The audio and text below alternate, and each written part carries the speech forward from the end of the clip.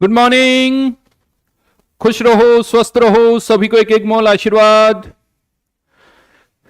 तो आज का जो हमारा सेशन है वो है मोल कॉन्सेप्ट पर।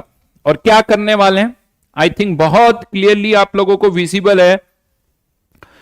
88 JEE mains PYQs of mole concept, right. 88 PYQs. क्या हम 60 मिनट्स में कर सकते हैं? क्या हम 60 मिनट्स में कर सकते हैं या नहीं कर सकते हैं, वो देखने वाली बात है। रफली अराउंड देखा जाए तो 15 कैटेगरीज में आप इनको डिवाइड कर सकते हो। 88 क्वेश्चंस को 15 कैटेगरीज में, राइट। तो बेसिकली तो देखो, मैं 15 क्वेश्चंस डिस्कस करने, तो आई थिंक 1 आवर में 15 क्वेश्चंस तो हो ही सकते हैं। नहीं हो सकते क्या? जेई में भी तो करने होंगे, जेई मेंस में इससे ज्यादा करने होंगे, तो यानी क्वाइट पॉसिबल। और आप लोगों को अगेन मैं बता दूं वापस से, अगर इस शीट को हम देखें तो इसमें टॉप पर कौन है? टॉप पर है मोल कॉन्सेप्ट। ये क्या है पहले भी मैं बता चुका हूं, फिर से मैं बता रहा हूं। 2019, 20, 21, 22, 23 में टोटल 102 पेपर्स हुए हैं जेई मेंस के। टोटल 102 पेपर्स जब से जेई मेंस ऑनलाइन स्टार्ट हुआ है। और 102 पेपर्स में से मोल कॉन्सेप्ट पर कितने क्वेश्चंस आए हैं? 153। बिल्कुल 11th क्लास के स्टूडेंट्स भी जो है देख सकते हैं, डेफिनेटली देख सकते हैं, क्योंकि उनका ये चैप्टर हो चुका है। तो 153 क्वेश्चन, 102 पेपर्स, एवरेज पर पेपर क्वेश्चन जो है वो कितने हैं? 1.5। Got it? 1.5। यानी अगर आप में से कोई ये पूछता, बहुत बार क्लास में ये पूछते रहते हैं जब क्लास चल रही होती है ना, सर सबसे इंपॉर्टेंट चैप्टर कौन सा है, सर इस चैप्टर से क्वेश्चन आने की क्या प्रोबेबिलिटी है। जबकि ये स्लाइड में हमेशा दिखाता हूं, लेकिन फिर भी उनको पूछना होता है। उन्हें लगता है कि इस स्लाइड से नहीं पता चलता। बहुत सारे स्टूडेंट्स ऐसे हैं जिनको लगता है सर इस स्लाइड से क्या पता चल रहा, कुछ नहीं पता चल रहा, आप तो बताओ कि कौन सा चैप्टर ज्यादा इंपॉर्टेंट है। बेटा ये उसी सीक्वेंस में लिखे गए हैं, ये उसी सीक्वेंस में लिखे गए हैं। अगर आप इनको नोटिस करोगे तो ये mole, equilibrium, thermodynamics, kinetics, electrochemistry, average questions पर पेपर। तो यहां पर एवरेज क्वेश्चंस पर पेपर की अगर मैं बात करूं तो वो सबसे ज्यादा जो आए हैं वो डेफिनेटली मोल कॉन्सेप्ट पर है। ठीक है, अगेन मैं यहां पर आपको बता दूं, जो अभी हमारा डिस्कशन है वो 2019 से लेकर 2022 तक का ही है। 2023 के क्वेश्चंस मैंने इंक्लूड नहीं किए हैं। वो इसलिए इंक्लूड नहीं किए हैं क्योंकि वो पेपर्स आप एज ए मॉक टेस्ट दे सकते हो, मॉक टेस्ट दे सकते हो। तो 2019 से लेकर 2022 तक अगर हम चेक करें तो टोटल 119 क्वेश्चंस आए हैं। 119 क्वेश्चंस आए हैं, उनमें से आज हम डिस्कस करने वाले हैं 88 क्वेश्चंस। 88 क्वेश्चंस, ये 88 क्वेश्चंस यहां पर आप देख सकते हो, जिसमें से अगर मैं ये 26% हटा दूं जो कि थोड़े अदर्स हैं, यानी 74% क्वेश्चन आज हम डिस्कस करने वाले हैं। तो आप सोचो जेई मेंस के 74% क्वेश्चन, यानी रफली अगर आप हर एक क्लास का देखोगे तो किसी क्लास में 65%, किसी क्लास में 70% और किसी क्लास में 75%, यहां तक के आप पीवाईक्यूज कर पा रहे हो, यहां तक के पीवाईक्यूज कर पा रहे हो। तो यहां पर अब मैं आपको बता दूं, सबसे ज्यादा जो क्वेश्चन आए ना इस पर्टिकुलर चैप्टर में, मोल कॉन्सेप्ट की अगर मैं बात करूं तो सबसे ज्यादा क्वांटिटेटिव एस्टिमेशन। ये क्या भाई क्वांटिटेटिव एस्टिमेशन?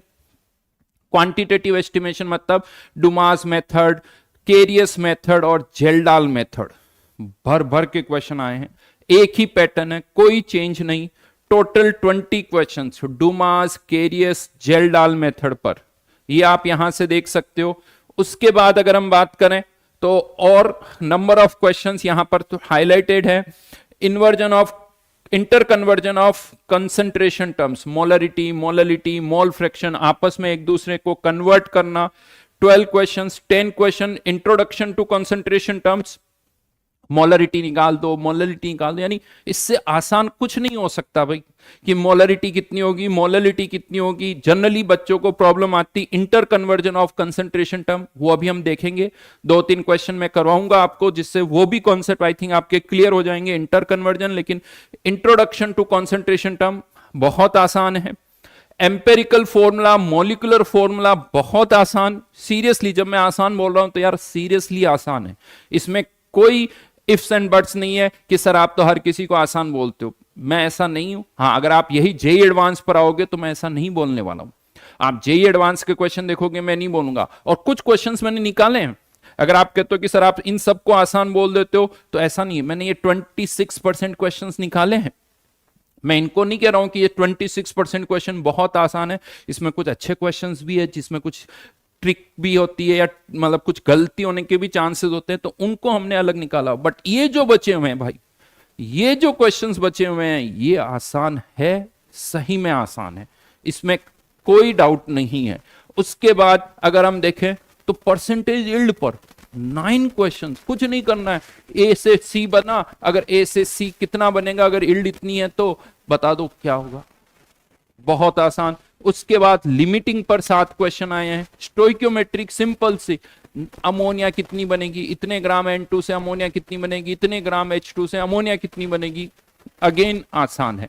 तो ये टोटल कैटेगरीज है जो हम यहां पर डिस्कस करने वाले हैं। क्योंकि हमारे पास टाइम कम है तो अराउंड 7 to 8 मिनट्स तो ऑलरेडी जा चुके हैं, 60 मिनट का हमारे पास टाइम था, तो ठीक है 5-10 मिनट हम ऊपर नीचे कर सकते हैं। देखो ये बातें तो करनी पड़ती है क्योंकि इससे थोड़ा सा आपको ब्रीफ मिल जाता है, ब्रीफ मिल जाता है कि क्या होने वाला है चैप्टर के अंदर, क्या किसकी क्या इंपॉर्टेंस है, वो मैंने बता दी। तो अब मैं आ जाता हूं यहां पर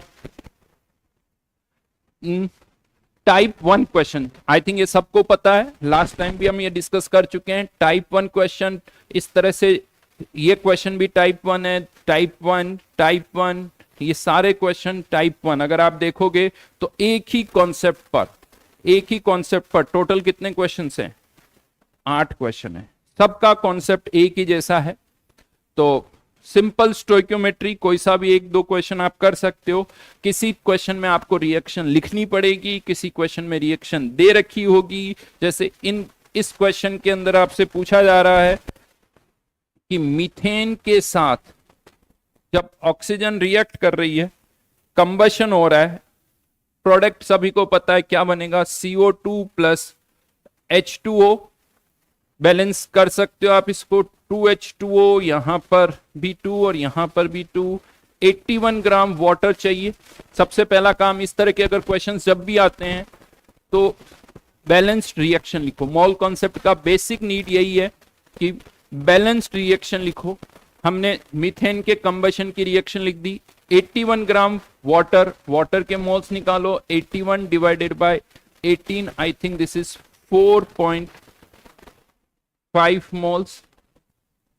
और इसके 4.5 मोल्स के लिए, राइट सही लिखा, हाँ, तो इसके भी कितने मोल्स चाहिए, 4.5 डिवाइडेड बाय 2 हो जाएगा। इतने मोल्स चाहिए, कितने, 2.25। लेकिन आंसर आपको क्या देना है, 225 इंटू 10 की पावर -2। तो ये हमारा आंसर, इतना सा करना। हाँ, हो सकता है किसी क्वेश्चन में मोल्स पूछ लिए जाए तो किसी क्वेश्चन में मास। बी केयरफुल, ये ध्यान रखना। यहां पर राइट नाउ मोल्स पूछे हैं तो मोल्स निकाल दिए। अब देखिए आप, मीथेन का कंबशन था, ये किसका कंबशन हो गया, ब्यूटेन का। बाकी सारी चीजें अभी भी वो की वही है। 72 ग्राम वाटर प्रोड्यूस करने के लिए ब्यूटेन कितना चाहिए, देन नेक्स्ट क्वेश्चन, यहां पर भी आपसे ये पूछा जा रहा है कि इतने ग्राम जो भी कंपाउंड है, यहां आप रिएक्शन दे रखी है C57H110O6, इसकी ऑक्सीजन के साथ रिएक्शन हो रही है। पूछा जा रहा है कि कितना वाटर प्रोड्यूस होगा। हाँ, कह सकते हो मेनली इस क्वेश्चन में सबसे ज्यादा इंपॉर्टेंट है कि इसका मॉलिक्यूलर मास सही से निकाल लो, मॉलिक्यूलर मास सही निकाल लो। बहुत लोगों का तो यही गलत हो जाता है, तो ढंग से निकालना। मॉलिक्यूलर मास, रिएक्शन दे रखी है, मोल्स निकालो। हर एक क्वेश्चन की अप्रोच वही है, जिसका मास दे रखा है उसके मोल्स निकालो। अब इसके मोल से वाटर के कितने मोल्स बनेंगे तो देखा जा सकता है, 2 से 110, तो 1 से 55 टाइम्स, तो वाटर के मोल्स हो जाएंगे 55 टाइम्स।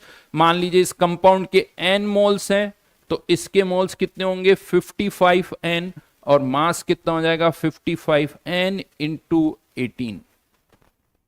ये आंसर आ जाएगा, right. I think mostly question उसी पर बेस्ड है। अगेन किसका कंबशन देखिए आप, इथेन, ब्यूटेन, मीथेन, इन्हीं का कंबशन है भाई, इन्हीं का कंबशन है।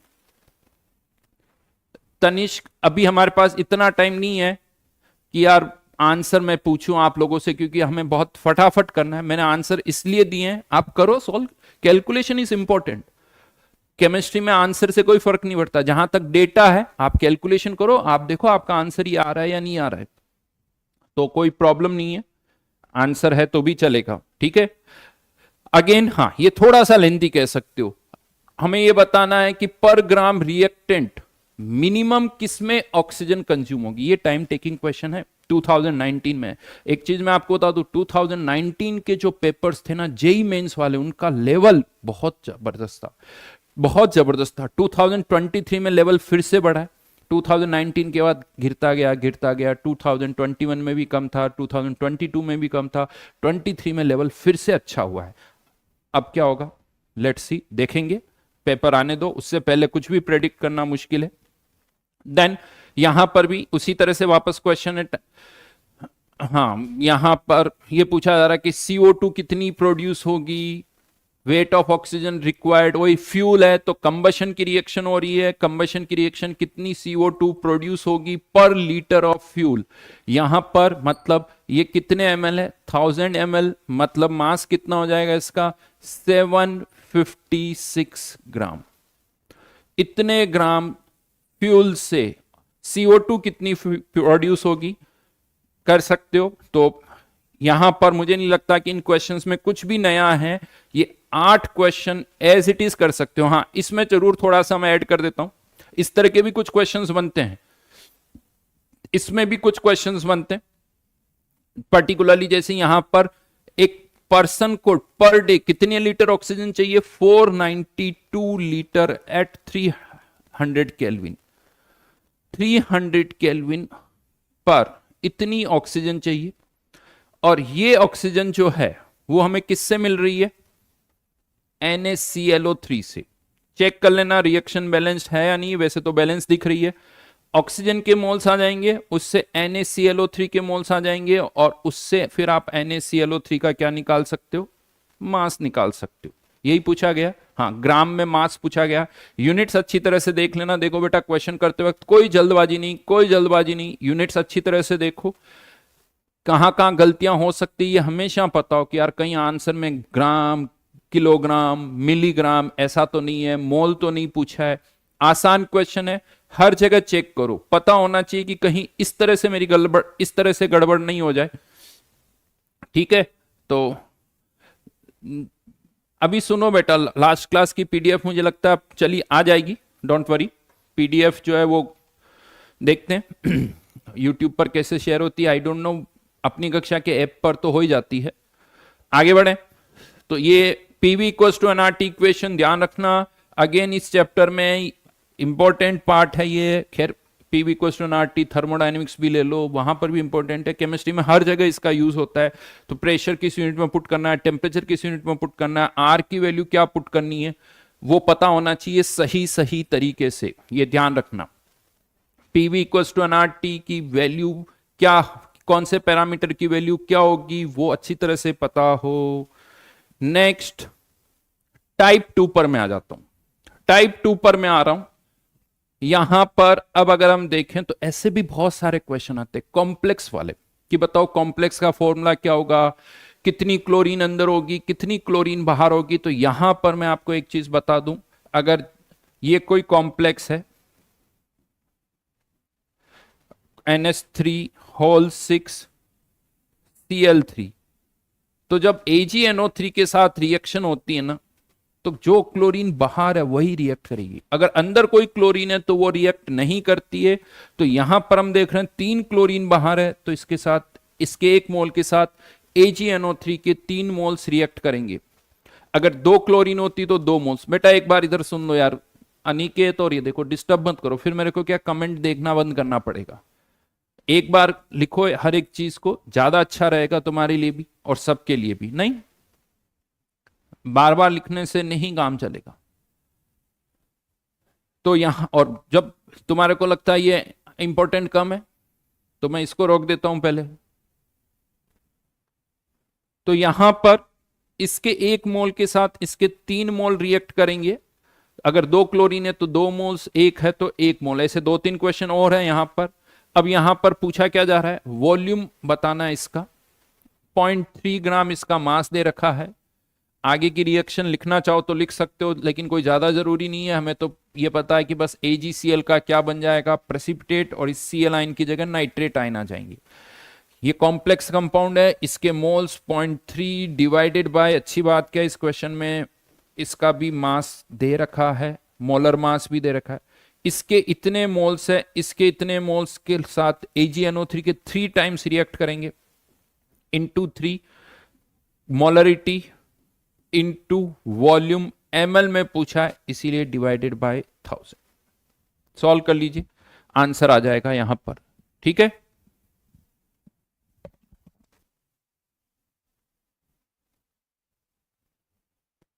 यार बेटा आप देखो, जो YouTube के डिस्क्रिप्शंस होते हैं ना उसमें PDF डला हुआ है, आप चेक करिए। लास्ट क्लास का भी डला हुआ है, ठीक है। YouTube के डिस्क्रिप्शन में जाके आप देख सकते हो। ठीक, नेक्स्ट आगे बढ़ते हैं। अब इसी तरह के 4 क्वेश्चन है, इसी तरह के 4 क्वेश्चन है यहां पर। अगेन इसमें थोड़ा मिसप्रिंट है, ये आई थिंक ये Cl है, ये जो लिखा हो ना ये Cl3 है, ठीक है। तो यहां पर H2SO4 के साथ इसे हीटअप कर रहे हैं। तो H2SO4 के साथ जब हम हीटअप करते हैं ना तो water as a weight loss हो रहा है, वाटर का लॉस हो रहा है। तो जो वाटर बाहर होता है उसी का लॉस होगा, उसी का लॉस होगा। तो यहां पर 13.5% लॉस हो रहा है। तो मान लेते हैं कि मॉलिक्यूल तो पूरा दे ही रखा है, इसमें से n मोल्स वाटर जो है वो बाहर है, यानी इतने ग्राम वाटर बाहर है। n मोल्स इंटू 18, इतने moles 8 divided by molecular mass, इसका पूरे का मॉलिक्यूलर मास पुट कर दो into 1000, sorry into 100 not 1000, 13.5 n की वैल्यू आ जाएगी, वही आपका आंसर होगा। देन यहां पर भी क्या कहा जा रहा है, 1 मोल से कितने मोल प्रेसिपिटेट हो रहे हैं, 3 मोल। इसका मतलब तीनों क्लोरीन बाहर है। 1 मोल से 3 मोल, तो इसका मतलब ये तीनों क्लोरीन बाहर है, इसीलिए कोई भी क्लोरीन अंदर नहीं है, कोई भी क्लोरीन अंदर नहीं है। Answer is 0। इसको थोड़ी टर्मिनोलॉजी में बोला जाता है secondary valency. Chloride ion satisfying the secondary valency of the metal ion is 0, क्योंकि एक भी क्लोरीन अंदर नहीं है। एक अगेन सेम क्वेश्चन, थोड़ा थोड़ा देखो सब में डिफरेंस है, केवल ये पता करना कि कितनी क्लोरीन बाहर है। चारों क्वेश्चन 2021, 2021, 2020 और 2020, चारों क्वेश्चन लगभग एक ही जैसे हैं। थर्ड पार्ट पर आ रहा हूं, आगे बढ़े। सही में सौरभ ने कुछ एक क्वेश्चन पूछा, सर सारे क्वेश्चन हम लोगों को ट्राई करने चाहिए। तो सौरभ मैं आपको एक चीज बता दूं, अब जैसे लिमिटिंग में डिस्कस कर रहा हूं, लिमिटिंग के 1 क्वेश्चन मैंने करवा दिया, आप 1 या 2 क्वेश्चन और प्रैक्टिस के लिए कर सकते हो, उससे ज्यादा नहीं करना है। किसी भी कैटेगरी में 2 या 3 क्वेश्चन मैक्सिमम साइड, इतना आपको अटेम्प्ट करना है। मेरी क्लास के बाद फिर से आप उन क्वेश्चंस को करो, लेकिन हर एक कैटेगरी के 1 या 2 और क्वेश्चन आप करो, जिससे आपको कॉन्फिडेंस आ जाए कि हाँ यार ये क्वेश्चन अब मैं कर सकता हूं। एक क्वेश्चन को चाहो तो रीड कर सकते हो, रीड करने के बाद भी अपने आप एक मन में कॉन्फिडेंस आता ना, यार ये क्वेश्चन तो हो जाएगा, कोई प्रॉब्लम नहीं। वो कॉन्फिडेंस लेवल लाना है हमें, ताकि एग्जाम में क्वेश्चन रीड करते ही नहीं ये तो मुझे आता है, ये बड़ा इंपॉर्टेंट है ना, ये ध्यान रखना। अब ये देखो साहब, लिमिटिंग के क्वेश्चन है, सारे क्वेश्चन एक ही जैसे हैं लिमिटिंग के। इसका 20 ग्राम, इसका 5 ग्राम, आई थिंक सबको पता है लिमिटिंग कैसे फाइंड आउट करना होता है। जो तरीका मैं क्लास में बताता हूं, सिस्टमेटिक अप्रोच यूज करना हमेशा। यहां पर अमोनिया के मोल्स लिखो, सॉरी नाइट्रोजन के मोल्स, और यहां पर हाइड्रोजन के मोल्स। लेकिन कौन एलआर है ये फाइंड आउट करने के लिए मैं हमेशा कहता हूं कि जो नंबर ऑफ मोल्स है उनको उनके स्टोइकियोमेट्रिक कोफिशिएंट से डिवाइड करके ऊपर लिखना, नीचे मत लिखना, क्योंकि नीचे लिखने से क्या होता है, भूल जाते हैं कि मोल्स कौन से थे। नीचे नहीं लिखना, यहां ऊपर लिखना 20/28 और यहां पर 5/2 इंटू 1/3 5/6। देखा जाए तो ये वैल्यू कम है, यानी नाइट्रोजन जो है वो लिमिटिंग है। नाइट्रोजन जो लिमिटिंग है, वैसे भी इसका आंसर सी आएगा। अब नाइट्रोजन के 20/28 मोल से अमोनिया के कितने बनेंगे, 20/28 इंटू 2, निकालना क्या है, मोल्स। आंसर आ गया साहब। ठीक है, ये सभी के अंदर यही अप्रोच होगी। हर एक लिमिटिंग का क्वेश्चन इसी तरह से सॉल्व होगा। किसी में कैलकुलेशन ज्यादा हो सकती है, इसके अलावा डिफरेंस कहीं नहीं आएगा। लिमिटिंग चेक करो, कोई जल्दबाजी नहीं करोगे। ऐसे क्वेश्चन एग्जाम में जब भी आएंगे कोई जल्दबाजी नहीं होगी। ये सारे क्वेश्चन अब आपको करने हैं, ये सारे क्वेश्चन। अब आप सोचो, रिएक्शन भी वही है, इसमें अमोनिया बन रहा है, इसमें भी अमोनिया बन रहा है। अमोनिया कितनी बनेगी, इसमें भी अमोनिया बन रहा है। तीनों क्वेश्चन में अमोनिया ही बन रही है, और भी हो सकता है आगे एक दो हो तो मुझे नहीं पता। तो क्वेश्चन सारे वही है। यहां पर फिर से प्रोपेन की किसके साथ रिएक्शन हो रही है, ऑक्सीजन के साथ। प्रोडक्ट क्या बनेगा, CO2 प्लस H2O। रिएक्शन लिखो, लिमिटिंग चेक करो। मुझे लगता है 1 घंटे से पहले ही हो जाएंगे हमारे यार। क्या बताऊं अब इसमें मैं, तुम्हें लगता है इसको मैं एक्सप्लेन करूं? यस एनीवन, जल्दी से बताओ, चलो फास्ट, चलो आप लोगों को टाइम देता हूं। कौन लिमिटिंग है, कौन लिमिटिंग है? प्रोपेन की रिएक्शन हो रही है 1000 ग्राम ऑक्सीजन के साथ, विच इज लिमिटिंग? इसमें लिमिटिंग बताना है केवल।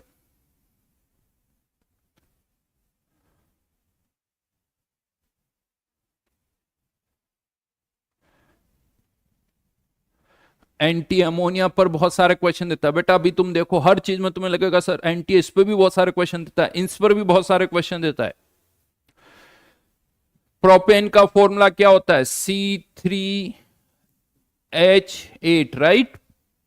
मॉलिक्यूलर मास कितना हो गया इसका, 44।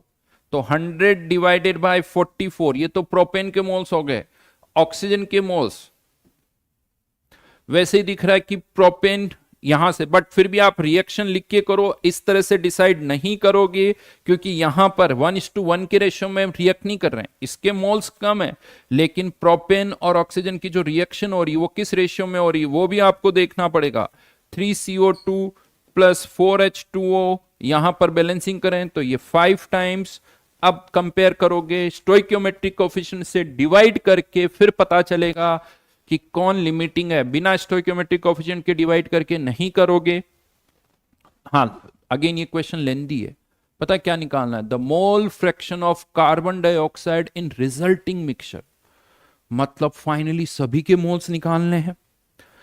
इसके मोल्स, ऑक्सीजन के मोल्स, CO2 के मोल्स, H2O के मोल्स, और फिर उसमें CO2 का मोल फ्रैक्शन निकालना है। तो ये अब बीच बीच में कभी कभी क्वेश्चन लेंदी आ जाते हैं, कभी बहुत आसान होते हैं, कभी लेंदी होते हैं। नेक्स्ट,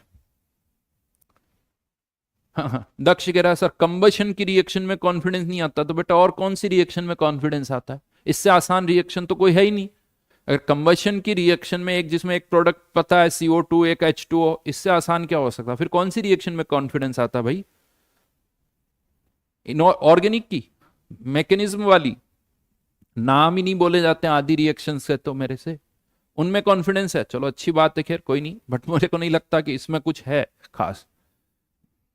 चलिए नेक्स्ट, अभी भी वही चल रहा है। अच्छा, CNG क्या होती है भाई? CNG कंप्रेस्ड नेचुरल गैस कौन सी होती है? कंप्रेस्ड नेचुरल गैस कौन सी होती है? वेरी गुड, बहुत बढ़िया।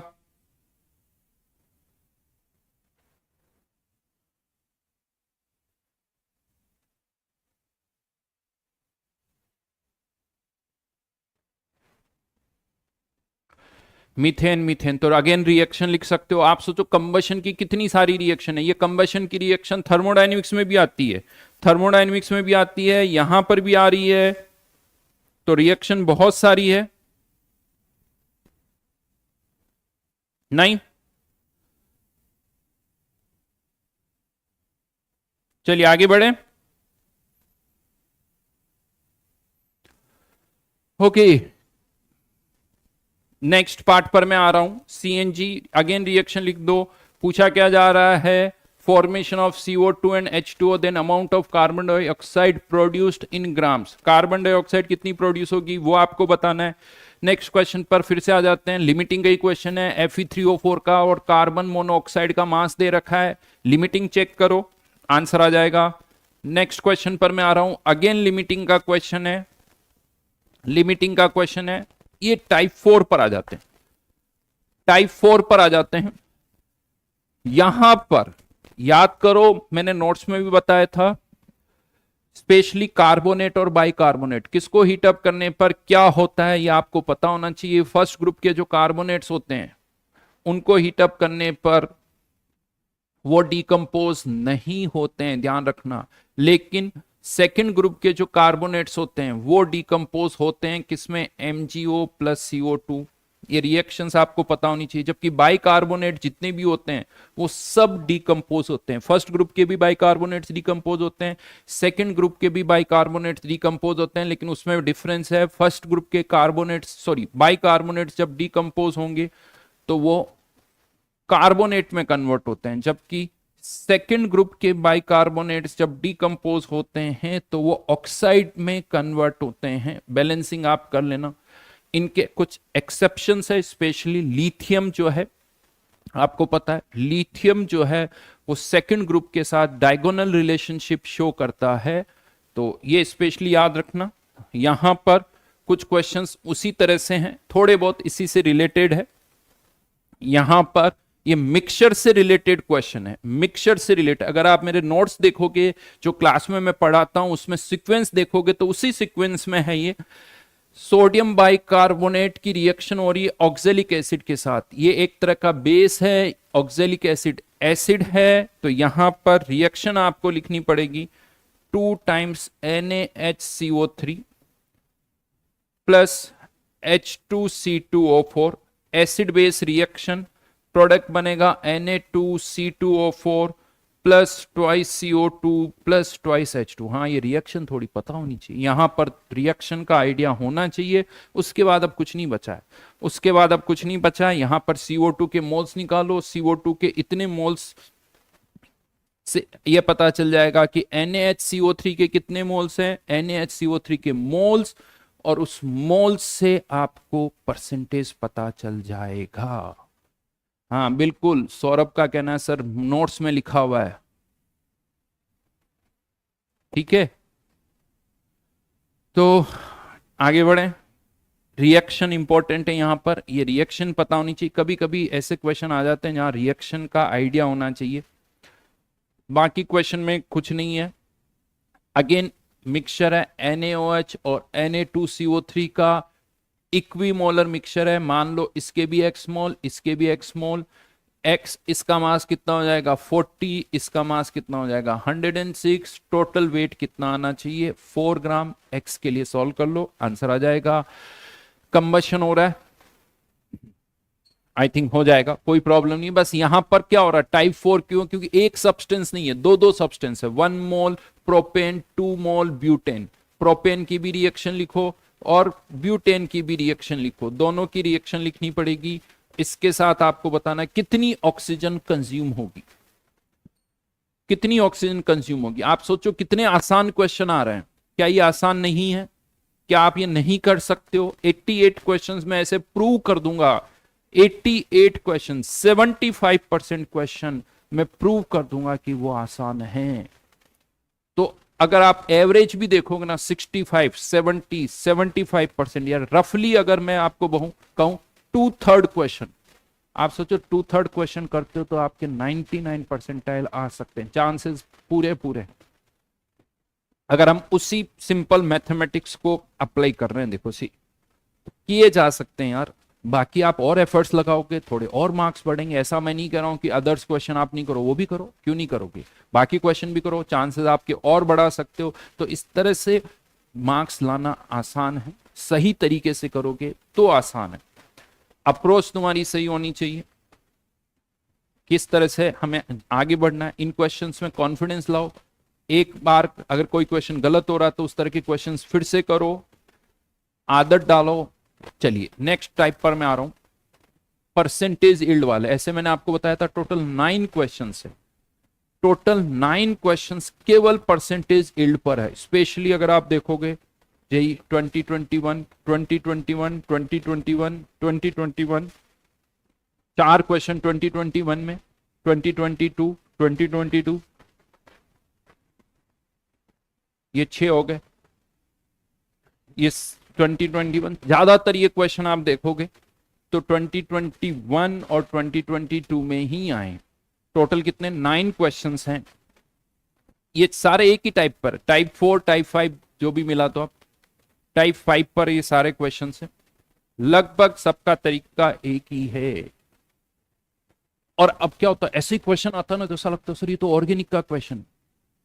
भाई ये ऑर्गेनिक का नहीं है, ये फिजिकल का सिंपल सा क्वेश्चन है। स्ट्रक्चर बना दिया, क्या कहा जा रहा है, इतने ग्राम बेंजीन से इतनी ही नाइट्रोबेंजीन बनी है, बताओ परसेंटेज यील्ड कितनी होगी। बेंजीन के मोल्स निकालो, साफ साफ दिख रहा है 1 मोल से ये 1 मोल ही बनेगा तो 3.9। बेंजीन के मोल्स निकाल रहा हूं, ध्यान रखना 78, तो कितने मोल्स आ गए 0.05 मोल्स।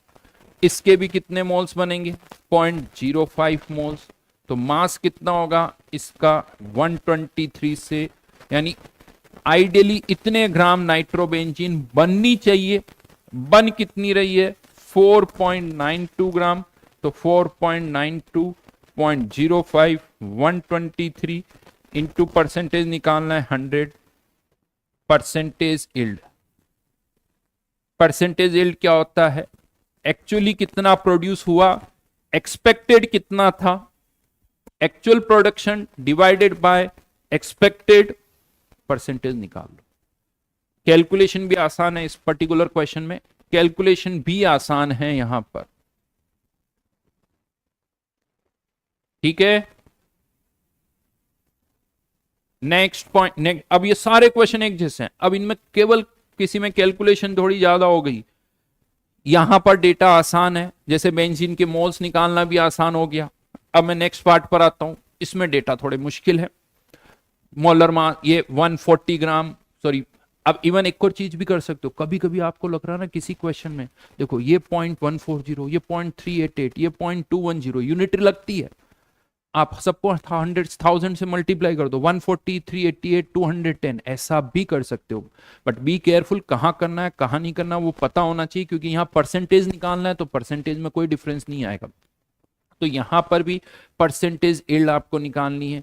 ये इतना प्रोड्यूस हो रहा है, एक्सपेक्टेड निकाल लो। अब मिक्स हो गया, लिमिटिंग भी चेक हो, यहाँ लिमिटिंग चेक करना पड़ेगा, लिमिटिंग कौन है। वैसे यहाँ करोगे तो ये लिमिटिंग आएगा यहाँ पर, जो ये लिमिटिंग है, और उससे आप प्रोडक्ट फाइंड आउट कर सकते हो। नेक्स्ट क्वेश्चन, फिर से वही वाली बात, बेंजोइक एसिड दे रखा है, बेंजोइक एसिड, इसके साथ हमें गिवन है कि इतने gram m bromo benzoic acid produce हो रहा है। फिर से परसेंटेज यील्ड निकालनी है, फिर से परसेंटेज यील्ड निकालनी। तीसरा क्वेश्चन एक जैसा, तीनों क्वेश्चन एक ही जैसे हैं। नेक्स्ट क्वेश्चन पर मैं आता हूं, बेंजीन से टोलुइन बन रही है, अगेन आपको परसेंटेज यील्ड बतानी है, परसेंटेज यील्ड बतानी है।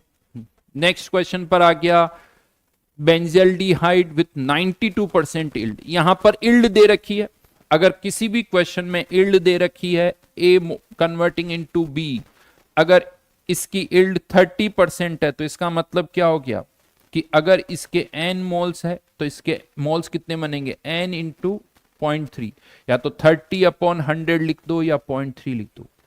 अगर यील्ड 30% है तो इतना होगा, 92% है तो 92%। समझ रहे हो मेरी बात को, मैंने जस्ट एक एग्जांपल लिया है, जो भी यील्ड दे रखी है उससे मल्टीप्लाई कर दो। तो क्वेश्चन में क्या पूछा जा रहा है, the amount of benzaldehyde produced कितना होगा। सर पता नहीं क्यों निकिता शर्मा का कहना है कैलकुलेशन मिस्टेक हो जाती। बी केयरफुल, इतने सारे क्वेश्चन है, इनको करो और इस पर फोकस रखो कि आपकी कैलकुलेशन सही होनी चाहिए, बस एक बार फोकस होके इस चीज को सोचो कि कैलकुलेशन में गड़बड़ नहीं करनी है।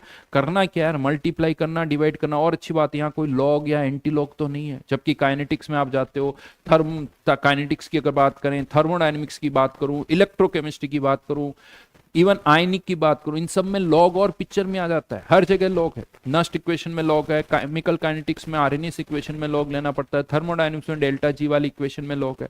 तो यहां तो कैलकुलेशन ही नहीं है यार, केवल मल्टीप्लाई करना, डिवाइड करना, ऐड करना, सब्ट्रैक्ट करना, दैट्स इट। यहां कैलकुलेशन नहीं है। ठीक है, तो ये आगे बढ़ रहा हूं मैं। ये सारे क्वेश्चन एक ही जैसे हैं। परसेंटेज इल्ड पर है, ठीक है। 10% लॉस हो गया, मतलब इल्ड कितनी है, 90%। यहां पर इस रिएक्शन की इल्ड दे रखी 60%, इसकी 50%। तो ओवरऑल इल्ड क्या होगी? देखो, इल्ड हमेशा मल्टीप्लाई होती है, आपको भी पता है। तो दोनों को मल्टीप्लाई कर दो, 0.6 इंटू 0.5, तो ओवरऑल इल्ड 30%। नेक्स्ट, अब ये एम्पेरिकल फॉर्मूला टाइप के क्वेश्चन आ गए। यहां एम्पेरिकल फॉर्मूला तो नहीं निकालना, लेकिन एक हाइड्रोकार्बन के अंदर आपको हाइड्रोकार्बन का कंबशन हुआ, उससे CO2 और H2O का मास दे रखा है। करना क्या आपको? कार्बन और हाइड्रोजन का मास निकालना है, या फिर मास निकाल के उसका परसेंटेज निकालना है। मास निकाल के उसका परसेंटेज निकालना है। तो जैसे 88 ग्राम CO2 के कितने मोल्स हो गए? 2 मोल, हाँ या ना? क्योंकि CO2 का मोलर मास 44, और 2 मोल अगर CO2 है तो कार्बन के भी 2 मोल ही होंगे। कार्बन के भी 2 मोल ही होंगे, और 2 मोल कार्बन मतलब 24 ग्राम कार्बन। चाहो तो परसेंटेज निकाल सकते हो, परसेंटेज भी निकाल सकते हैं। यहां पर 24 ग्राम यानी 96%। हाइड्रोजन मोल्स निकालो, हाफ मोल H2O के, तो 1 मोल हाइड्रोजन का, तो 1 ग्राम हाइड्रोजन का। ये आंसर आ गया था, राइट। रिएक्शन ऐसे हर, विवेक ब्रो, CXHY की रिएक्शन हर जगह लिखने की जरूरत नहीं है। अननेसेसरली टाइम मत खराब करो। यहां सीधा सीधा कार्बन का मास निकालो, हाइड्रोजन का मास निकालो, वैसे ही आ जाएगा। X और Y करके रिएक्शन लिखने की कोई जरूरत नहीं है। सिमिलरली यहां पर भी आपको परसेंटेज पूछा है, CO2 का मास दे रखा है, H2O का मास दे रखा है, ऑर्गेनिक कंपाउंड का मास दे रखा है, खत्म। CO2 के मास से कार्बन का मास आ जाएगा, H2O के मास से हाइड्रोजन का। अब ये सोच लो कि क्या तुम्हें CO2 का मास दे रखा है तो क्या हम उससे कार्बन का मास निकाल सकते हैं या नहीं निकाल सकते? H2O का मास दे रखा तो क्या हाइड्रोजन का निकाल सकते हैं या नहीं निकाल सकते? सारे क्वेश्चन उसी तरह से है, सारे क्वेश्चन, हर एक क्वेश्चन। कार्बन डाइऑक्साइड का मास दे रखा है, वाटर का मास दे रखा है। यहां पर कार्बन डाइऑक्साइड का मास दे रखा है, वाटर का मास दे रखा है। फिर से हर एक क्वेश्चन, कुछ भी नया नहीं हो रहा। परसेंटेज, हाँ यहां ध्यान रखना, कार्बन का मास, CO2 का मास दे रखा है, H2O का मास दे रखा है, लेकिन परसेंटेज किसका पूछा है? ऑक्सीजन का। क्योंकि इस कंपाउंड में अगर आप यहां से कार्बन का मास निकालोगे, आई थिंक मेरे हिसाब से कुछ डेटा जो जहां तक थोड़ा बहुत मुझे याद आ रहा है, 0.72 ग्राम कार्बन का मास आएगा। हाइड्रोजन का मास शायद 1. तो ये हाइड्रोजन का मास शायद ये 0.12 ग्राम आ जाएगा, 6 मोल्स। और बचा हुआ ऑक्सीजन का जो मास है 0.96 ग्राम, 96 ग्राम। चाहो तो इसको 72 ग्राम, 12 ग्राम और 96 ग्राम भी लिख सकते हो। परसेंटेज निकालना है तो कोई प्रॉब्लम नहीं है, परसेंटेज निकालना है तो कोई प्रॉब्लम नहीं है। आपको ऑक्सीजन का परसेंटेज निकालना है। Percentage oxygen, again same thing, carbon का मास निकाल लो, हाइड्रोजन का मास निकाल लो, सारे क्वेश्चन एक ही जैसे हैं। चलिए, एम्पेरिकल फॉर्मूला, किसी ने कहा था सर एम्पेरिकल फॉर्मूला निकालने में तकलीफ होती है, चलिए बता देता हूं। वैसे तो यहां पर दे रखा है कि कंपाउंड में 74% कार्बन है, हाइड्रोजन कितनी दे रखी है? 8.7%, और नाइट्रोजन दे रखी 17.3%। वैसे लिखा होना चाहिए, लेकिन हम मान रहे हैं कि ये परसेंटेज बाय मास है, बाय मास लिखा हुआ नहीं है, लेकिन होना चाहिए। इसको 12 से डिवाइड करो, इसको 1 से डिवाइड करो, और नाइट्रोजन है तो इसको किससे डिवाइड करना पड़ेगा आपको? 14 से। और अब आपको यहां पर इसका सिंपलेस्ट रेशियो निकालना होगा। जो भी रेशियो आ रहा है डिवाइड करो। इसमें कैलकुलेशन ज्यादा, हर एक क्वेश्चन में ऐसी कैलकुलेशन हो ये जरूरी नहीं है, बट इस पर्टिकुलर क्वेश्चन में कैलकुलेशन अच्छी खासी है, वो आपको देखनी पड़ेगी। ये वैल्यू कितनी आ जाएगी, 6.1, उसके बाद 6 इतनी कुछ आ जाएगी। परसेंटेज बाय मोल ये तो 8.7 ही है, ये 1 पॉइंट समथिंग कुछ आएगा।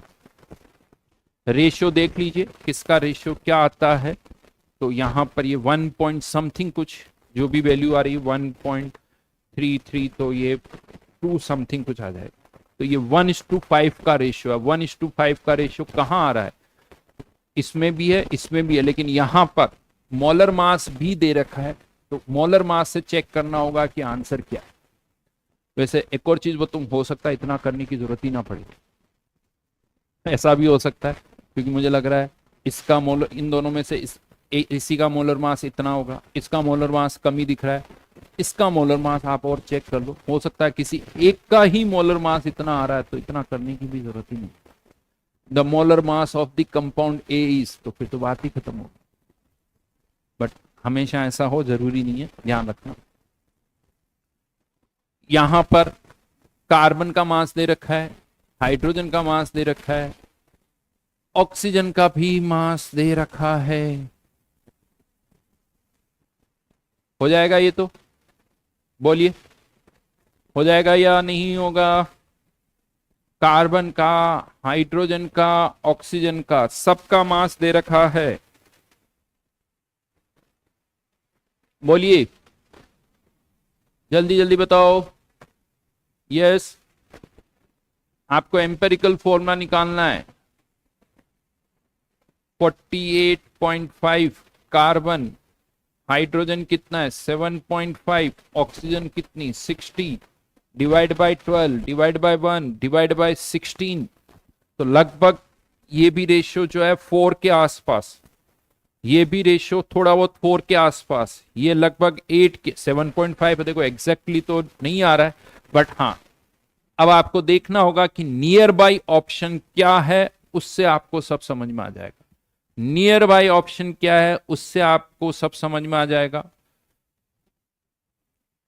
वैसे इसमें ना मुझे लग रहा है कि इस क्वेश्चन के 2 आंसर सही है, क्योंकि इसमें भी रेशियो CH2O और यहां पर भी रेशियो, जो रेशियो वही आ रहा है, तो इसका ए और बी दोनों आंसर सही है। इसका आंसर बी नहीं है, इसका आंसर 2 है। The data agrees with how many formula of the following, तो इसका आंसर बी नहीं है, इसका आंसर 2 है।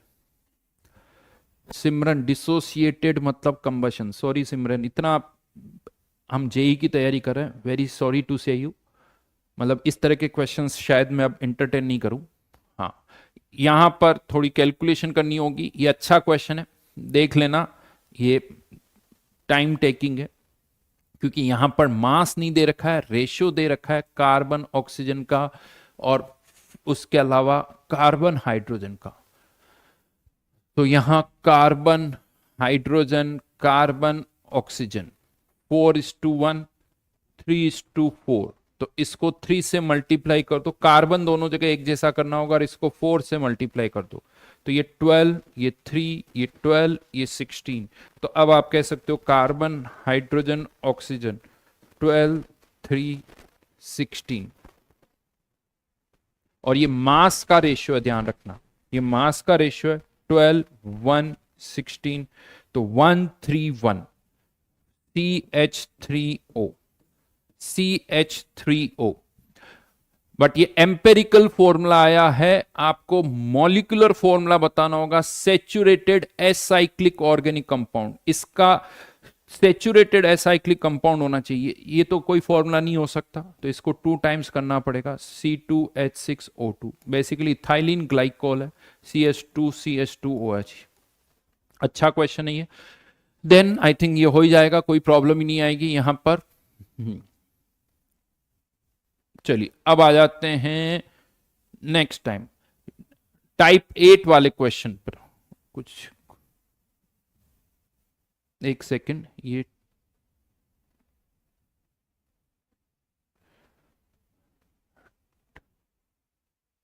ये टाइप 7, टाइप 8 वाला क्वेश्चन थोड़ी नंबरिंग में मुझे गड़बड़ दिख रही है।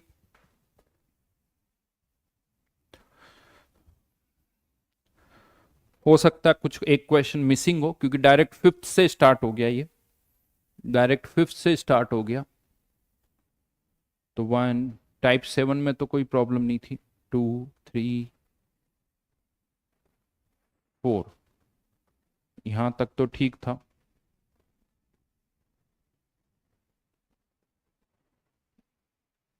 टाइप 8, टाइप 8 नंबरिंग हो सकता गड़बड़ हो। ठीक है, चेक कर लेता हूं मैं।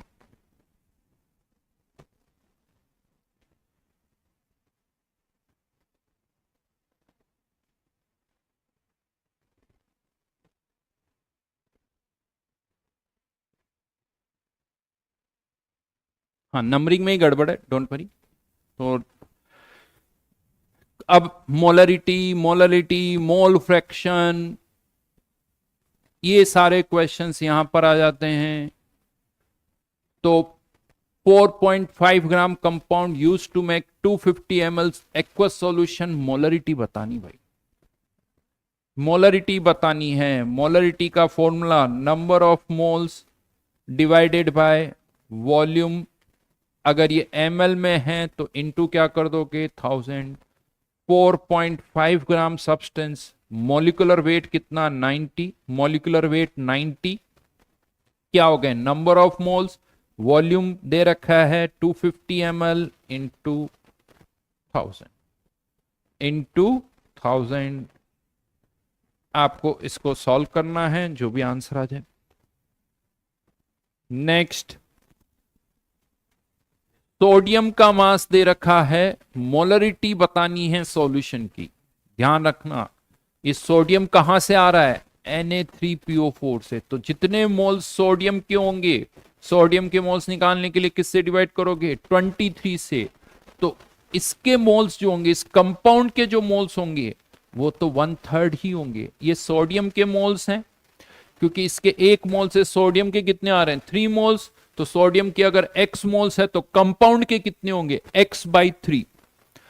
सोडियम के अगर x मोल्स है तो कंपाउंड के कितने होंगे, x/3।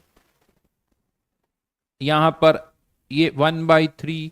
ये क्या आ गए, कंपाउंड के मोल्स कितने ml में, 100 ml में, इंटू 1000। 100 ml में है, इंटू 1000। सॉल्व कर लीजिए, आंसर आ जाएगा। सारे क्वेश्चन इसी तरह से हैं, सारे क्वेश्चन इसी तरह से हैं। कॉपर सल्फेट कितने ग्राम डिसॉल्व कर रहे हैं, 80 ग्राम। क्या मोल्स निकाल सकते हो, क्या मोल्स निकाल सकते हो, moles divided by volume, moles divided by volume. Molarity of the solution prepared by dissolving oxalic acid, formula भी दे रखा है, ऑक्सैलिक एसिड डाइहाइड्रेट बोलते हैं इसे, ऑक्सैलिक एसिड डाइहाइड्रेट। फॉर्मूला दे रखा है, मास दे रखा है, मोल्स निकालो, आंसर। आप सोचो। अच्छा, ये बता दो, कोई ऐसा क्वेश्चन है जो लग रहा है कि सर ये बड़ा मुश्किल है, कोई ऐसा क्वेश्चन है, नहीं लगता ये सब आसान है। 88 क्वेश्चंस बता रहा हूं, 88 क्वेश्चन 119 में से।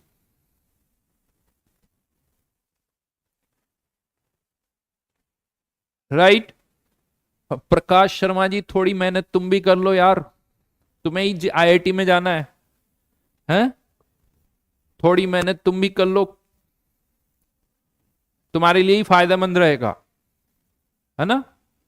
Can you please right each type, बेटा तुम लिखो यार, तुम नहीं रिलेट कर सकते, गजब है बेटा। ऐसे आईआईटी नहीं होती, ध्यान रखना। खुद करने की कोशिश करो, तभी फायदा मिलेगा तुम्हें। मोलरिटी निकालनी है, क्या कहा जा रहा है, इतने मॉलिक्यूल्स का मास 10 ग्राम है, तो इसके 10 टाइम्स मॉलिक्यूल का मास 100 ग्राम हो जाएगा। तो सब्सटेंस का मोलर मास निकल के आ गया 100। इतने मॉलिक्यूल्स का मास 10 ग्राम, तो एवोगैड्रो नंबर के बराबर मॉलिक्यूल्स का मास 100 ग्राम, तो मोलर मास कितना हो गया 100।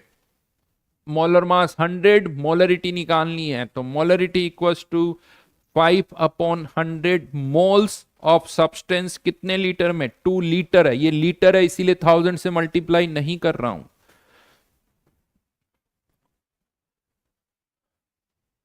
वेदांत, चलिए अच्छी बात है, मैं गुरुजी ही हूं, टीचर ही हूं, बाकी मेहनत करो।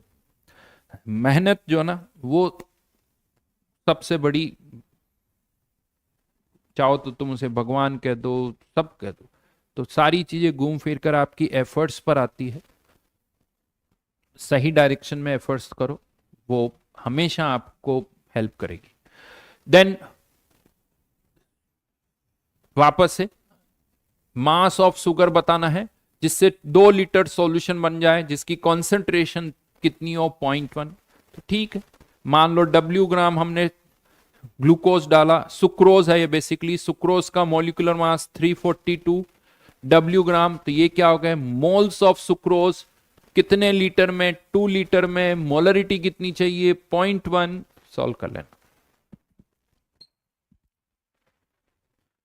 उसके बाद आई थिंक हो जाएगा, कोई प्रॉब्लम नहीं है। 20 ग्राम सोडियम ऑक्साइड को पानी में डाला है 500 ml। देखो सोडियम ऑक्साइड को पानी में डालने पर वो NaOH बना लेता, तो ये ध्यान रखना, इसके 1 मोल से NaOH के 2 मोल बनते हैं। NaOH के 2 मोल बनते हैं, तो रिएक्शन इसके मोल्स निकालो, NaOH के मोल्स डबल हो गए, और फिर आपको उससे मोलरिटी निकालनी है। ये कुछ क्वेश्चंस टाइप 9 पर आ गए भाई, टाइप 9 पर आ गए। यहां पर मोलरिटी नहीं निकालनी, क्या निकालनी है? मोलरिटी निकालनी है। मोलरिटी निकालनी है, sorry molarity small m। Molarity का फॉर्मूला क्या होता है? Number of moles of solute divided by mass of solvent. यहां ध्यान रखना गड़बड़ ना हो जाए, मास ऑफ सॉल्वेंट ये अगर ग्राम में है तो इनटू 1000, जबकि मोलरिटी के केस में यहां पर वॉल्यूम ऑफ सॉल्यूशन आता है। वॉल्यूम ऑफ सॉल्यूशन, यहां सॉल्वेंट का मास है, तो मोलरिटी जिसको हम स्मॉल m से लिखते हैं। ये क्वेश्चन तो खैर आसान है, इसमें कुछ करना ही नहीं है। 92 ग्राम डिवाइडेड बाय 23 कितने ग्राम पर किलोग्राम? तो 1 किलोग्राम ही है, तो 1000 इंटू 1000।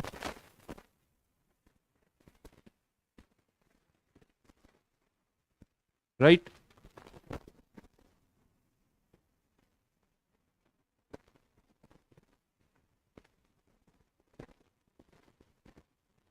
आंसर कुछ solution of sodium sulphate contain,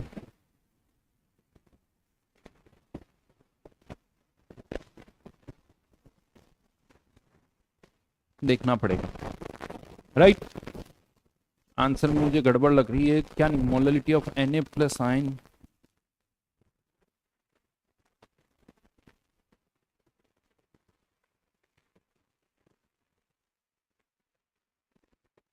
का आंसर गलत लिखा हुआ ना, सी होगा। ठीक है, नेक्स्ट, ये मोल फ्रैक्शन और मोलरिटी दोनों बताना है। मोल फ्रैक्शन, अगर कोई सॉल्यूट है जिसके n मोल्स है, तो मोल फ्रैक्शन क्या हो जाएगा? Total moles. टोटल मोल्स किसके? सॉल्यूट के प्लस सॉल्वेंट के। इसे हम क्या कहते हैं? Mole fraction. Mole fraction values put कर दो, सॉल्व हो जाएगा। तो ये मुझे लगता है सारे आसान क्वेश्चन है, इजीली आप कर सकते हो। मोलरिटी निकालनी है यहां पर, ये मेनली प्रॉब्लम क्रिएट करता है।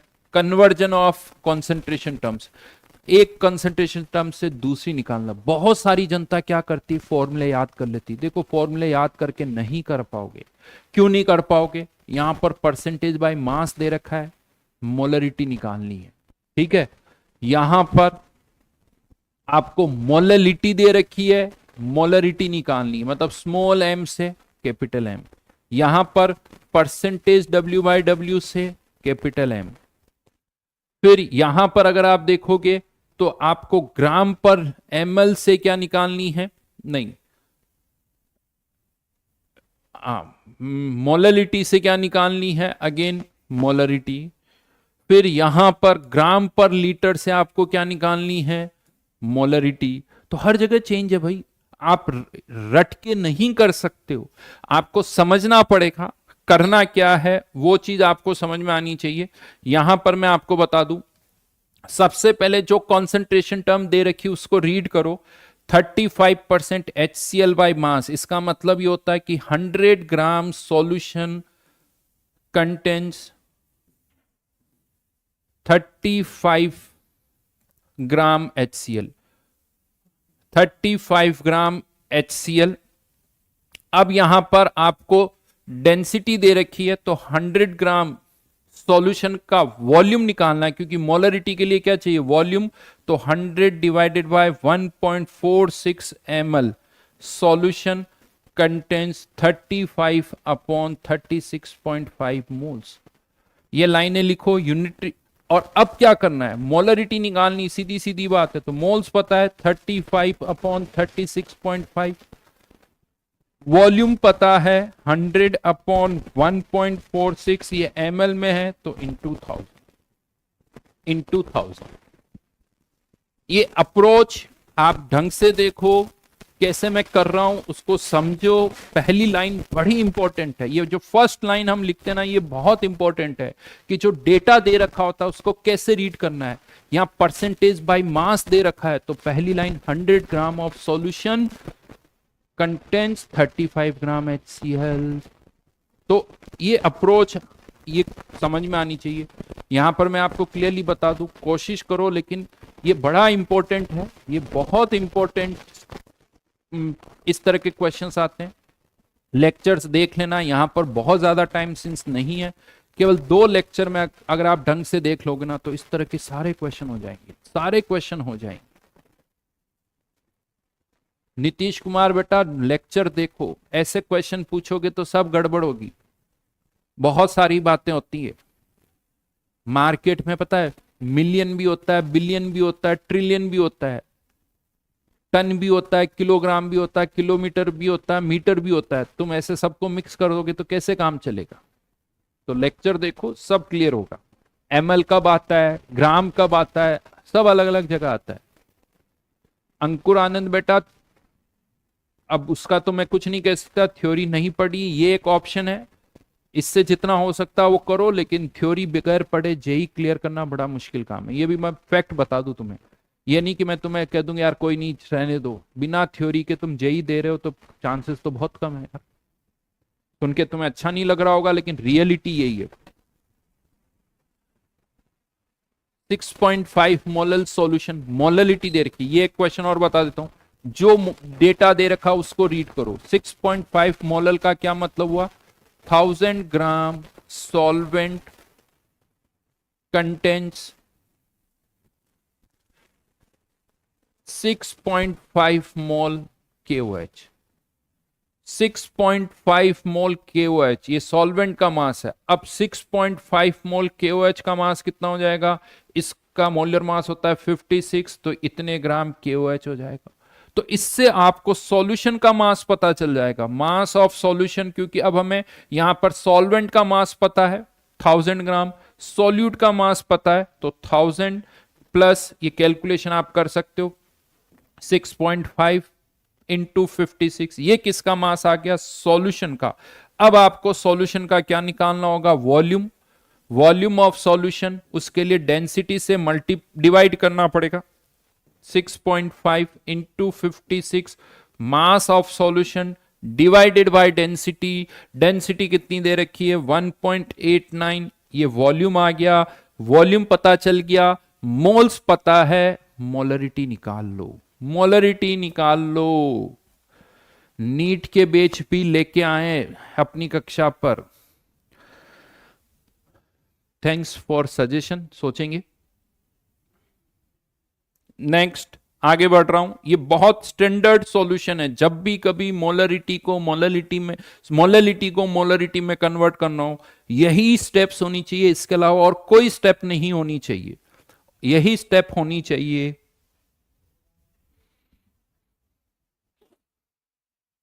देन अगेन यहां पर मोलरिटी फिर से दे रखी है, मोलरिटी निकालनी है। आगे बढ़ते हैं, ग्राम पर लीटर से मोलरिटी निकालनी है। मोलरिटी दे रखी है, अगेन मास परसेंटेज दे रखा है 63%, मोलरिटी निकालनी। सेम क्वेश्चन पहले भी करवा चुका हूं, पहला क्वेश्चन भी यही था। यहां पर मोल फ्रैक्शन और मोलरिटी में, मोल फ्रैक्शन और मोलरिटी में रिलेशन बताना है। एक तरह से यूं सोचो, मोल फ्रैक्शन दे रखा है, मोल फ्रैक्शन कितना दे रखा है x2, तो बता देता हूं इसको कैसे रीड करना है। 1 mole solution contains x2 mole solute. Solute के कितने मोल्स हो गए x2, तो सॉल्वेंट के कितने हो जाएंगे, moles of solvent, moles of solvent 1 minus x2, 1 minus x2 मोल। और अब आपको यहां पर क्या करना है, सॉल्यूट का मास निकालना है, सॉल्वेंट का मास निकालना है, टोटल मास निकाल के उसको डेंसिटी से डिवाइड करना है, और डेंसिटी से डिवाइड करके वॉल्यूम आ जाएगा, वॉल्यूम आ जाएगा, राइट। ठीक है, आगे हो जाएगा, इसका मास निकालो, इसका मास निकालो, उससे सॉल्यूशन का मास आ जाएगा, सॉल्यूशन के मास को डेंसिटी से डिवाइड कर देना, उससे सॉल्यूशन का वॉल्यूम आ जाएगा, और सॉल्यूशन का वॉल्यूम से आप मोलरिटी निकाल सकते हो, मोलरिटी निकाल सकते हो। नेक्स्ट, ये कन्वर्जन फिर से है, मोलरिटी बतानी है। यहां पर टाइप 11 थोड़ा चेंज कर दिया, क्योंकि मोलरिटी बतानी है, परसेंटेज बाय मास दे रखा है, हो जाएगा। मोलरिटी निकालनी है, परसेंटेज बाय मास दे रखा है, 100 ग्राम सॉल्यूशन कंटेन्स 20 ग्राम KI, तो सॉल्वेंट का मास कितना हो जाएगा, मास ऑफ सॉल्वेंट 100 माइनस 20, तो कितने ग्राम हो गया, 80 ग्राम। तो मोलरिटी कितनी हो जाएगी, 20 ग्राम KI का मोलर मास 166, ये मोल्स हो गए। Mass of solvent 80 into 1000। और मैं आपको बताऊं, ऐसे क्वेश्चन जेई एडवांस में भी आते हैं, ऐसे क्वेश्चन जेई एडवांस में भी आते हैं। तो ये क्वेश्चन अब आप कर सकते हो, इसमें पीपीएम वाले क्वेश्चन भी आते हैं, वो आपको देखना पड़ेगा। ये मोल फ्रैक्शन निकालना है, मोलरिटी दे रखी है, अभी जो मैंने करवाया था उसमें परसेंटेज दे रखा था। अब मैं थोड़ा आगे बढ़ रहा हूं, ये सारे क्वेश्चन मोलरिटी वाले आप कर सकते हो। हाँ, इसी में आगे आ जाते हैं। ये ध्यान रखना, वॉल्यूम स्ट्रेंथ ऑफ H2O2, तो volume strength of H2O2 of H2O2 equals to molarity into 11.35। ये वॉल्यूम स्ट्रेंथ क्या होती है H2O2 की, 1 लीटर अगर H2O2 का सॉल्यूशन है, उसके अंदर जो H2O2 अगर वो पूरा डिकम्पोज होता है, तो उससे कितनी ऑक्सीजन प्रोड्यूस होगी, उससे कितनी ऑक्सीजन प्रोड्यूस होगी, उसका वॉल्यूम एट एसटीपी पर वॉल्यूम होता है। वैसे ये 11.35 ही सही है, बट जेई में बहुत बार 11.2 से भी आंसर आ जाते हैं। लेकिन अगर कभी भी ध्यान रखिए, अगर न्यूमेरिकल टाइप है तो हम 11.35 से ही करेंगे, क्योंकि एसटीपी पर 1 मोल का वॉल्यूम 11.35 होता है। पुरानी बुक्स देखोगे उसमें ज़्यादातर जगह आपको 11.2 मिलेगा, जो कि सही नहीं है, क्योंकि एसटीपी पर 1 मोल का वॉल्यूम 22.7 लीटर होता है, 22.4 लीटर नहीं होता है। तो यहां पर कुछ नहीं करना है, मोलरिटी दे रखी 1 इंटू 11.35, ये आंसर आ गया बॉम्बे। जबकि यहां पर यही क्वेश्चन अगर आप देखोगे तो इसमें 11.2 से ही आंसर आएगा। खैर, अगर आप 11.35 से भी करोगे तो ऑप्शंस बहुत दूर दूर है, तो 11.2 और 11.35 दोनों से आंसर वही आएगा यहां पर।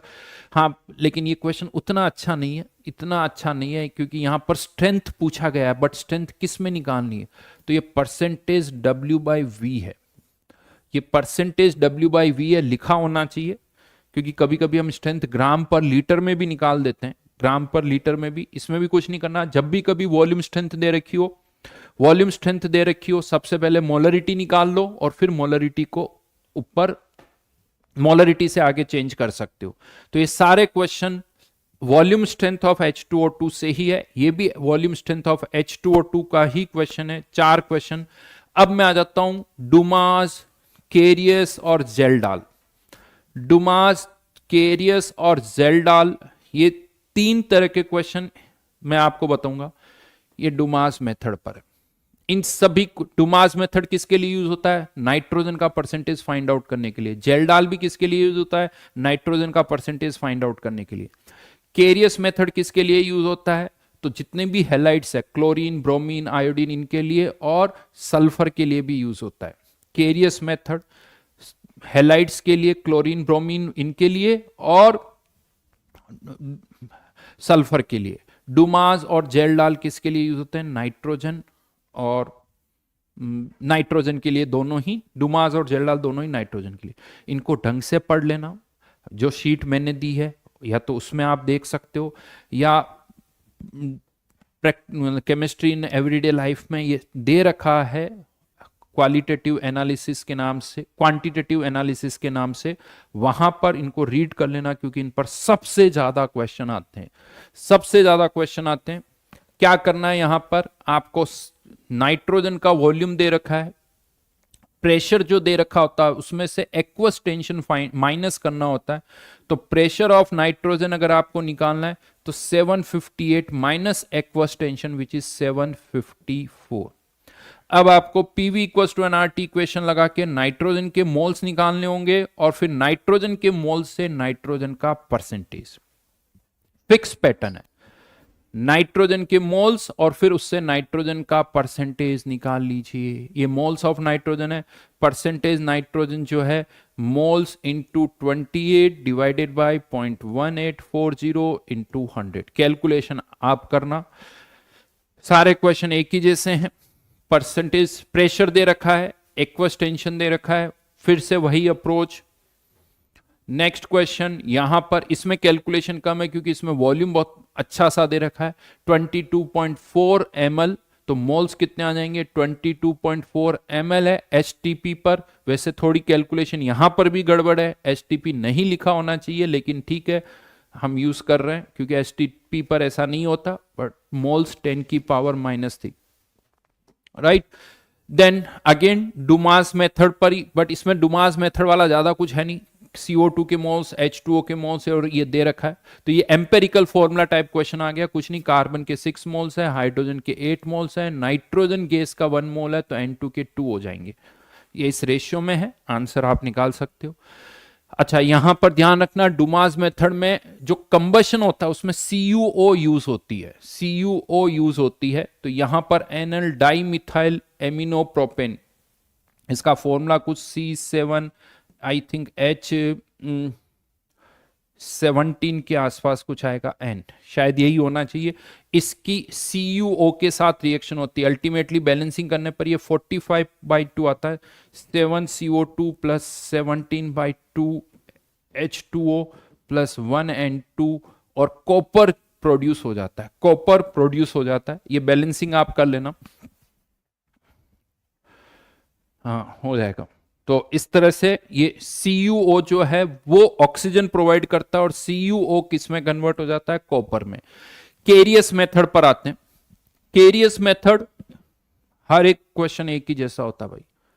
AgBr का मास दे रखा है, AgBr के मोल्स निकालो। 188 इसका मोलर मास होता है, 0.01 मोल AgBr के। तो ब्रोमाइड आयन के भी कितने मोल्स होंगे? 0.01 ब्रोमीन मोल्स ब्रोमीन के। इससे ब्रोमीन का मास आ जाएगा 0.01 इंटू 80 ग्राम ब्रोमीन। और अब आप इसका परसेंटेज निकाल लो, इसका परसेंटेज निकाल लो। सारे क्वेश्चन एक जैसे हैं, सारे क्वेश्चन एक जैसे हैं, चेक कर लीजिए। अगेन AgBr का मास दे रखा है, अगेन ये तो डेटा भी मुझे लग रहा है वही है। यहां पर भी AgBr 0.188 ग्राम, इससे पहले वाले क्वेश्चन में 0.16 ग्राम था, या 0.2 ग्राम है, इसीलिए परसेंटेज चेंज हो गया। AgBr 0.36 ग्राम, सिल्वर ब्रोमाइड 0.4 ग्राम। सारे क्वेश्चन एक ही जैसे हैं, सारे क्वेश्चन एक ही जैसे हैं। ये सिल्वर क्लोराइड पर आ गया, ये सिल्वर क्लोराइड पर आ गया। यहां पर भी अगेन देखोगे तो क्लोरीन का परसेंटेज निकालना है, रादर देन ब्रोमीन किसका परसेंटेज निकालना है, क्लोरीन का। नेक्स्ट अगर हम बात करें तो बेरियम सल्फेट, ध्यान रखना सल्फर किस में कन्वर्ट हो जाती है, BaSO4 में। बेरियम सल्फेट का मास पता है 1.44 ग्राम। बेरियम सल्फेट के मोल्स आ जाएंगे, जितने बेरियम सल्फेट के मोल्स होंगे उतने ही सल्फर के भी मोल्स होंगे। ये भी केरियस मेथड पर ही क्वेश्चन है। केरियस मेथड में क्या किया जाता है, जो भी कंपाउंड होता है उसको हम क्या करते हैं, फ्यूमिंग HNO3 के साथ AgNO3 यूज करते हैं, और जो भी कंपाउंड होता है इनको हीटअप किया जाता है तो कंपाउंड में जो भी हेलोजन होती है वो AgX की फॉर्म में प्रेसिपिटेट हो जाती है, AgCl AgBr इसकी फॉर्म में प्रेसिपिटेट हो जाती है। यहां पर ये जेलडाल पर, जेलडाल किसके लिए यूज होता है, नाइट्रोजन के लिए। क्या किया जाता है, कोई भी कंपाउंड जिसमें नाइट्रोजन होती है उसको पहले कंपाउंड उसको H2SO4 के साथ हीटअप किया जाता है। H2SO4 थोड़े बहुत और भी कुछ सब्सटेंस डाले जाते हैं, मरकरी की कुछ ड्रॉप्स डाली जाती है, कॉपर सल्फेट भी डाला जाता है जो कैटलिस्ट का काम करते हैं। उससे होता क्या है, इस कंपाउंड में जो भी नाइट्रोजन होती है वो नाइट्रोजन जो होती है वो अमोनियम सल्फेट में कन्वर्ट हो जाती है। फिर इस अमोनियम सल्फेट की जब NaOH के साथ रिएक्शन होती है तो ये अमोनिया यहां से इवॉल्व हो जाती है, अमोनिया इवॉल्व हो जाती है, और इस अमोनिया को हम कलेक्ट कर लेते हैं, इस अमोनिया को हम कलेक्ट कर लेते हैं, और फिर ये अमोनिया कितनी है वो हम फाइंड आउट करते हैं। अब वो कैसे फाइंड आउट किया जाता है, तो इस अमोनिया को किसके साथ मिक्स कर दिया जाता है, H2SO4 के साथ, H2SO4 के साथ। अब क्वेश्चन में थोड़ा बहुत चेंज हो सकता है, जैसे इस क्वेश्चन में क्या कहा जा रहा है कि अमोनिया जो इवॉल्व हुई है उसको किसके थ्रू पास किया गया, H2SO4 के पास के थ्रू, और बचा हुआ H2SO4 जो है वो किसके साथ रिएक्ट कर रहा है, NaOH के साथ। यहां पर इसका मतलब ये हुआ कि जो H2SO4 हम यूज कर रहे हैं, equivalence of H2SO4 equals to equivalence of ammonia plus equivalence of NaOH। आपको equivalence of ammonia find out करना, और ये ध्यान रखना ये एसिड बेस रिएक्शन है तो अमोनिया का एन फैक्टर भी 1, NaOH का एन फैक्टर भी 1, लेकिन H2SO4 का एन फैक्टर 2 होगा। वैसे इस क्वेश्चन में कोई प्रॉब्लम नहीं है क्योंकि सब जगह नॉर्मेलिटी दे रखी है, तो नॉर्मेलिटी दे रखी तब तो कोई टेंशन ही नहीं है, एन फैक्टर की कोई जरूरत नहीं है, तो यहां पर पुट कर दीजिए। वैसे मुझे लगता है शायद ये क्वेश्चन बोनस था क्योंकि इसमें आंसर 63 नहीं आता है, आंसर परसेंटेज 100 से भी ज्यादा आ रहा है, तो ये क्वेश्चन बोनस शायद, या तो कैलकुलेशन डेटा गलत है, इसके आंसर 63 नहीं आएगा, आंसर कुछ और आएगा। बट अब ये सारे क्वेश्चन आपको उसी तरह से करने हैं, सारे क्वेश्चन उसी तरह से करना। हाँ, इस क्वेश्चन में H2SO4 कितना रिएक्ट कर रहा है वही दे रखा है, बचा हुआ नहीं है, मतलब H2SO4 के इक्विवेलेंट से डायरेक्ट अमोनिया के इक्विवेलेंट्स आ जाएंगे। इसकी कैलकुलेशन बता देता हूं, 12.5 इंटू 1 ml में है, डिवाइड बाय 1000 इंटू H2SO4 के कितने एन फैक्टर कितना है 2, तो ये क्या हो गया, इक्विवेलेंट्स ऑफ अमोनिया, और अमोनिया का एन फैक्टर 1 है तो मोल्स ऑफ अमोनिया, और जितने मोल्स अमोनिया के हैं उतने ही मोल्स किसके हो जाएंगे, नाइट्रोजन के। तो नाइट्रोजन का के मोल्स आ गए तो परसेंटेज नाइट्रोजन कितनी हो जाएगी, 12.5 अपॉन 1000 इंटू 2, मास निकालना है तो 14, ये मोल्स है, इंटू 14 कितने ग्राम में, 0.55 ग्राम इंटू 100।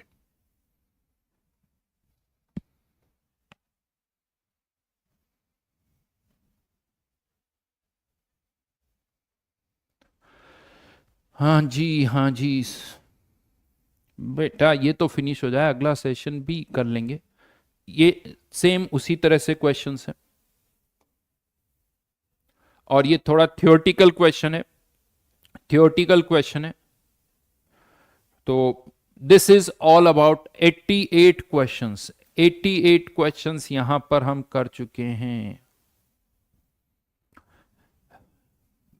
आई थिंक थोड़ा सा टाइम बढ़ा है, लेकिन देखा जाए तो 66-67 मिनट्स ही लगे, क्योंकि अराउंड 6-7 मिनट्स के बाद हमने स्टार्ट किया था, तो अराउंड 66-67 मिनट्स लगे हैं, जिसमें 88 क्वेश्चंस हमने किए हैं। आपको मैं ये कहूंगा फिर से हर एक कैटेगरी के एक एक दो दो क्वेश्चन प्रैक्टिस करो, जिससे आपको कॉन्फिडेंस आ जाए, और ये मान के चलना आपके एग्जाम में 75% स्टूडेंट जो भी यहां पर हैं उनके एग्जाम में तो ये क्वेश्चन आने ही वाले हैं। कॉन्फिडेंस होना चाहिए कि सर ये क्वेश्चन तो मैं करके रहूंगा, वो कॉन्फिडेंस बहुत मैटर करता है। देखो, तो प्रैक्टिस करो अच्छी तरह से। नेक्स्ट जो हमारा सेशन होगा वो केमिकल और आयनिक इक्विलिब्रियम पर होगा।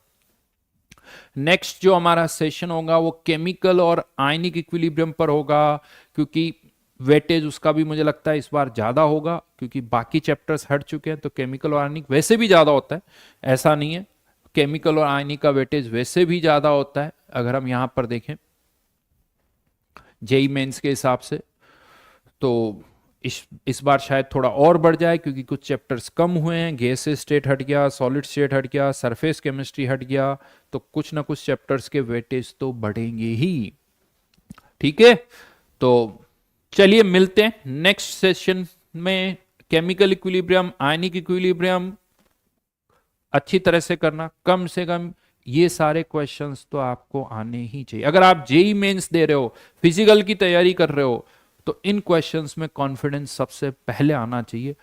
बाकी क्वेश्चंस के बारे में बाद में बात कर सकते हैं और सोच सकते हो, लेकिन ये क्वेश्चंस तो आपसे होने ही चाहिए। Bye bye, thank you.